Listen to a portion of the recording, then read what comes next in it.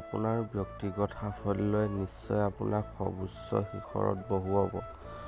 প্ৰকৃতিয়ে প্ৰায়ে মানুহক নানা বাধা দি আগুৱাই যোৱাৰ বাটত প্ৰতিবন্ধকতা সৃষ্টি কৰে আৰু চাব বিচাৰে, সেইসকল মানুহৰ মাজৰ পৰানো কোন আকৌ যুঁজিবলৈ উঠি আহে।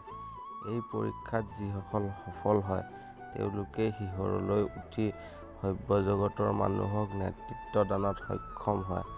আপোনাক অলপমান মনত পেলাই দিব বিচাৰিছোঁ যে জীৱনৰ বাটত আপুনি যদি কোনো বাধাৰ সন্মুখীন হয় তেনেহলে স্মৰণ কৰিবলৈ চেষ্টা কৰিব যে প্ৰতিটো বাধাৰ মাজতে লুকাই থাকে সমান পৰিমাণৰ উদ্গতিৰ বীজ, যাক অংকুৰিত কৰাটো আপোনাৰ কৰ্তব্য। যিসকলে ব্যৰ্থতাক ব্যৰ্থতা বুলি মানি ল'বলৈ প্ৰস্তুত নহয় তেওঁলোকৰ ওচৰত কোনো বাধাই বাধা হৈ দেখা দিব নোৱাৰে।